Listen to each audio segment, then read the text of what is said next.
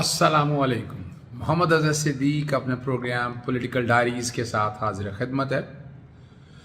30 جولائی 2022 روز ہفتہ آپ یہ پروگرام دیکھ رہے ہوں گے. بہت تیزی سے ڈیولپمنٹس تو آپ نے ساری دیکھ لی ہیں اور چیزیں بہت تیزی سے آگے جا رہی ہیں.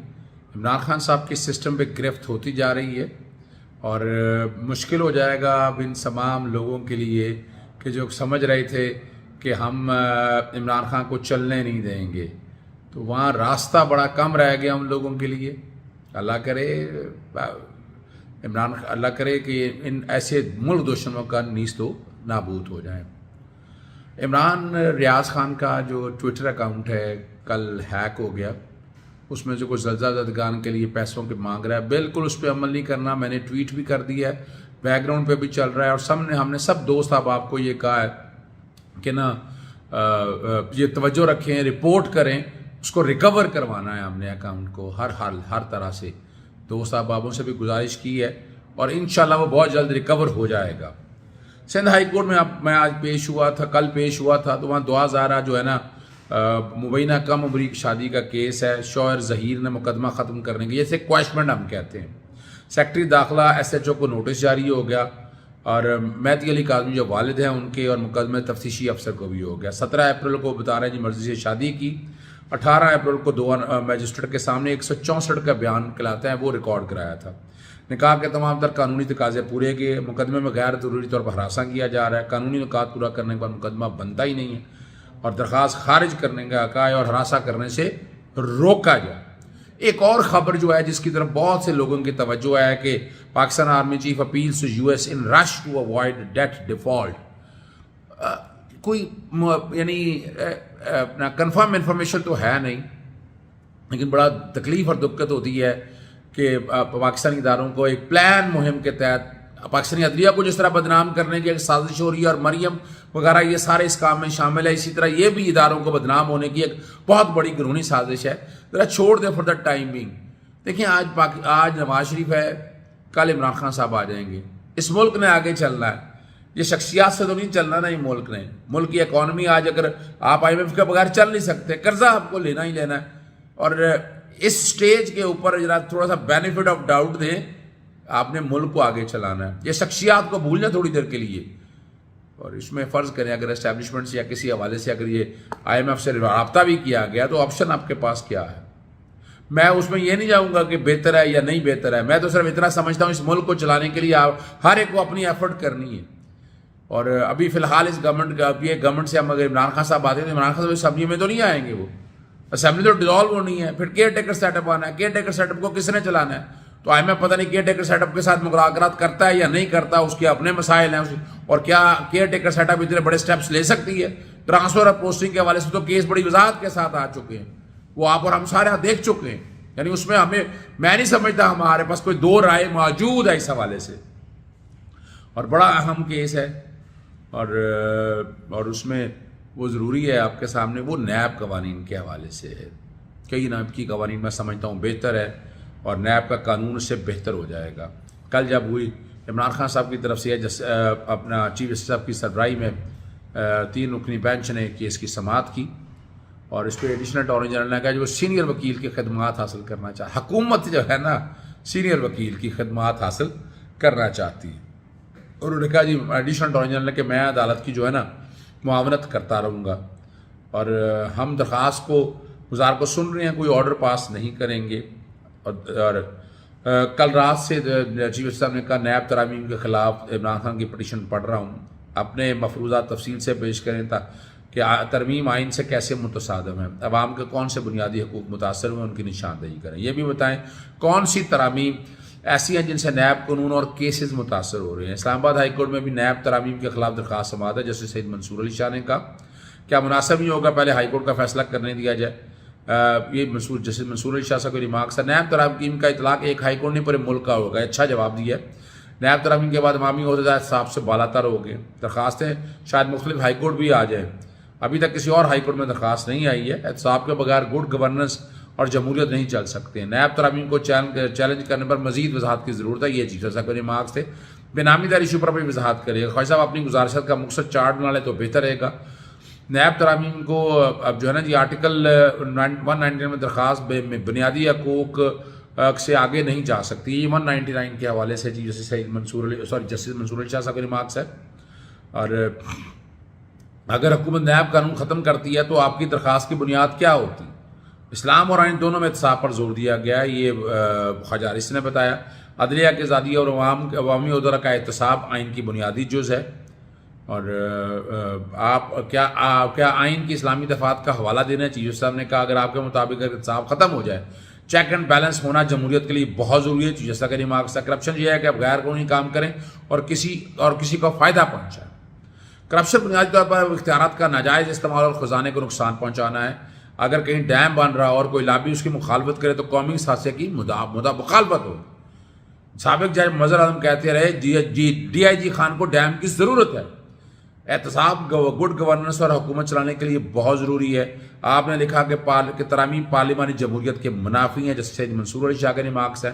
کئی ترامیم آئین کے بنیادی ڈھانچے کے برعکس ہیں. آپ بتائیں کون سی ترامیم آئین کے برخلاف ہیں؟ ہمارا کام یہ نہیں کہ آپ کو درخواست پر مزید سخت بنانے کا کہیں، جیسے سید منصور علی شاہ کا ریمارکس ہے. آگا کام ہے بتانا کہ کون سی ترامیم کس بنیادی حقوق اور آئین سے متصادم ہے. کوئی ترمیم اگر مخصوص ملزمان کو فائدہ پہنچانے کے لیے تو بتائیں. کیا آپ چاہتے ہیں عدالت پارلیمنٹ کو قانون میں بہتری کے لیے کہے جسٹس جاز الحسن جو ترامیم آئین سے متصادم انہیں کالعدم قرار دیا جائے؟ کیا یہ دلائل قابل قبول ہے کہ کوئی قانون پارلیمانی جمہوریت کے خلاف ہونے پر کالعدم کیا جائے گا؟ بالکل کیا جا سکتا ہے. ہمارا کام یہ نہیں ہے کہ آپ یہاں جو ہے نا اور عدالت کے سامنے جو باتیں ساری رکھتی ہیں نا جی، وہاں بنیادی طور پر بتانا یہی ہے کہ کوئی ترامیم اگر مخصوص ملزمان کو فائدہ پہنچے تو وہ کیا بتائیں. اور یہاں کیا آپ نے لکھا کہ ترامیم جو ہے نا بنیادی حقوق کے یعنی آئین کے ڈھانچے کے متصادم ہے. آپ بتائیں کہ کون سی ترامیم آئین کے برخلاف ہے. مفت اور لازمی تعلیم کی فراہمی آئین کے تحت بنیادی حق ہے. کیا مفت تعلیم کا حق آئین کے ذریعے ختم کیا جا سکتا ہے؟ بہت خوبصورت بات کی. پارلیمنٹ اگر سزائے موت ختم ہو تو چیلنج نہیں ہو سکتی. سزائے موت پارلیمنٹ ختم تو ہم بحال کیسے کریں گے؟ جیسے سزائے موت ختم ہوئی تو پہلے شریعت کوڈ میں چیلنج ہوگی.